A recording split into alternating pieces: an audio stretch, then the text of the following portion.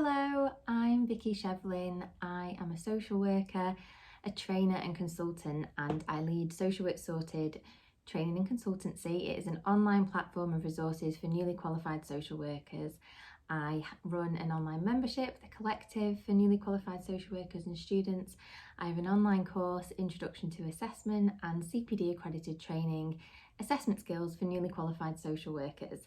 And I wanted to record this, I don't know what I'm going to call it, like a reflective episode, I don't know, but I wanted to talk about the gruffalo, the fox and the tiger, and social work theory and how that all connects.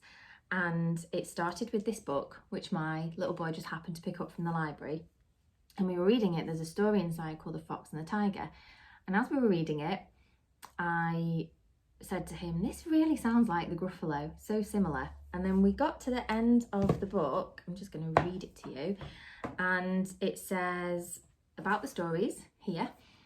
The stories in this book are based on traditional tales from around the world. The Fox and the Tiger. This Chinese story is over 2,000 years old. It inspired the modern story, The Gruffalo, and a Chinese saying, the fox assumes the might of the tiger. And it really bothered me. And it bothered me because I have never seen anything or read anything in and around the gruffalo that says this story isn't that original. And I couldn't actually find the gruffalo book, but we have it in our house. I've read it numerous times to my children. It's like a family favourite for so many people. They watch the TV programme. It's a good story. And some people will think, well, why does it matter? Why does it matter that one children's author has taken inspiration from this traditional Chinese story and changed it and adapted it and made it her own? And it matters because British or white British people like me, we have a horrendous history of stealing things that don't belong to us, changing them, manipulating them, colonising them, and passing them off as our own. And it matters because Julia Donaldson from the Gruffalo has gone on to make lots of money, have an amazing career, sell more books, and essentially profit and capitalise off a story that didn't originally belong to her.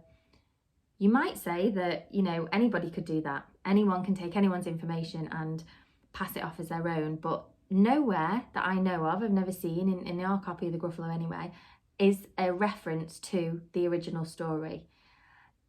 And that's a problem for me. And it connects to racism and anti-racism. It connects to white supremacy. And even if you're thinking, oh, it's just children's books, stop getting bothered about children's books. Children's literature is so important in how children see themselves, how they understand the world.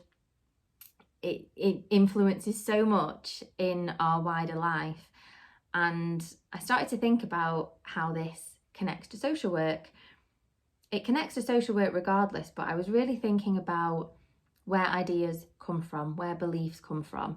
And social work is underpinned by theory. We go to university and we hear about the importance of theory, but if we don't look at theory through a critical race lens, then we are missing so much that is vitally important. When we're working with children and families, we are encouraged to be curious. We want to be curious. If somebody says something and we think there might be a bit more to it, we ask questions, we get curious. We don't always take things as they are on the surface, because there might be something a little bit deeper, and if we find what's deeper, we might be able to help and support someone in a different way. And it's really important to do that with theory. And so I went down a bit of a hole, and to be honest, it wasn't even a bit of a hole. Probably clicked about 6 times through Google to find this information that I have never seen or found before. And that might be my white ignorance, that I wasn't ever looking for it before, but I don't have any memory of this being mentioned to me in any part of my social work training. And so I want to talk to you about Maslow's hierarchy of needs.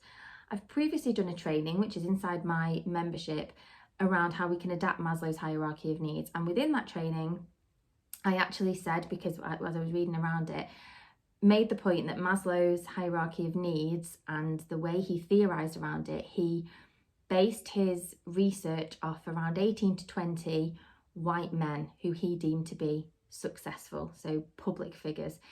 And immediately that's restrictive. Immediately that hones down the use and application of this particular theory or idea. But again, I wanted to get curious, like I would if I was doing a social work assessment, and decided to dig a little bit deeper. And what I found, like I said, if you know this already, tell me, leave in the comments, where did you learn this? Did you read it somewhere? Did somebody teach you? Did you find this out through social work training? But Maslow's hierarchy of needs is not original. It's not his sole idea and creation. I'm literally reading this so I don't get it wrong, but Maslow, when he was trying to develop this theory, went to visit the Blackfoot Reserve in Alberta in Canada and spent time with First Nations people there. And it's his hierarchy of needs is actually based on a concept that was developed by the First Nations people there. And when I read this, I thought, wow, it's not necessarily a triangle, it's a teepee, that shape, because they lived in teepees, and the teepees, they always kind of saw them as going up to the sky. But what's significant about this, because you might say it's the same as the gruffalo, you might say, well, they had an idea, he changed the idea and made it his own and, you know, developed it and brought it back. The difference in those ideas is that within the Blackfoot belief, self-actualization is the foundation. So if you think of that triangle, that the hierarchy of needs, self-actualization is at the bottom in the Blackfoot belief. The idea that the community actualization is built on the fact that everybody is born with self-actualization. The difference for Maslow, he puts self-actualization at the top, and rather than it being we all have this thing, we are all innately born with this self-actualization, it doesn't come from external factors, we have it. That was the Blackfoot belief. Maslow says, actually, you need these steps, you need to go up these steps of the ladder before you get to self-actualization.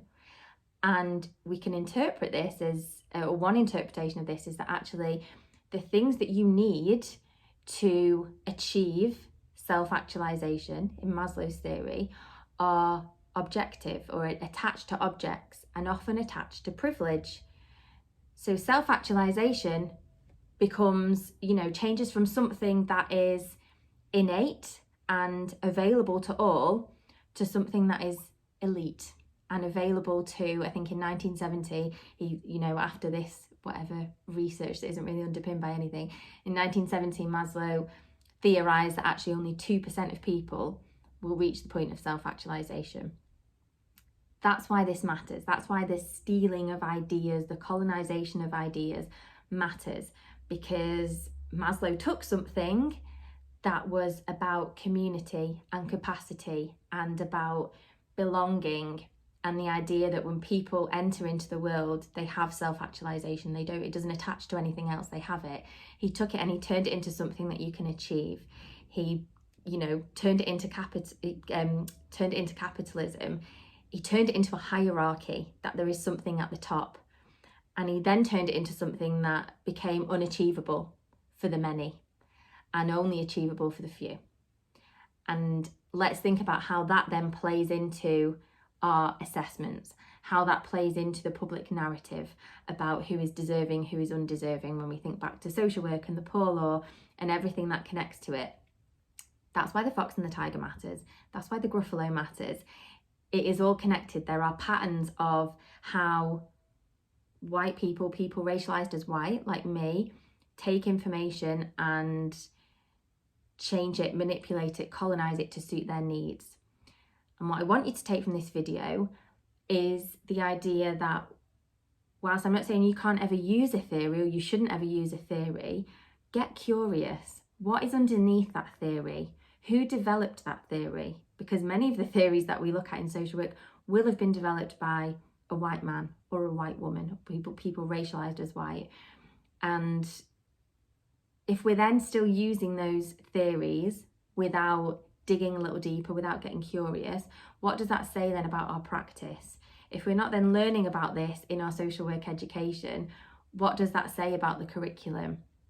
If you are going to use a theory in an essay, in a reflection, in a supervision, if you are in direct work with children and family and you're sharing some ideas with them, you need to understand where things come from, because it is never just at that surface level. There will always be something underneath.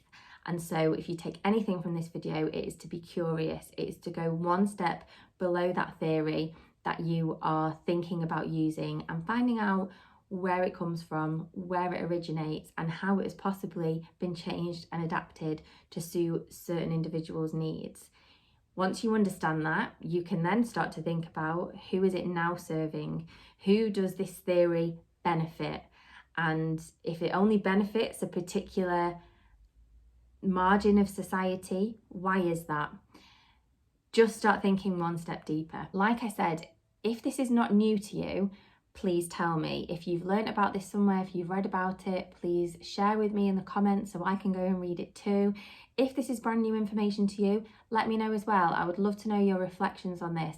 I would love to know if you've used Maslow's hierarchy of needs and how you might now change that, because I've used Maslow's hierarchy of needs in the past when I've explained things to parents, when I've been talking about child development, when I've talked about parenting, and it's learning like this that makes me really reflect and look back and understand what I would now do differently, what I'll do differently working with children and families in the future. You can subscribe to this channel for more videos. If ones like this are helpful, let me know. If there's other topics you want me to cover, then tell me and I'll do them. You can follow me on Instagram, join my mailing list for my weekly email newsletter, The Space, and find out more about the collective, which is my monthly membership. Thank you so much for watching and take care.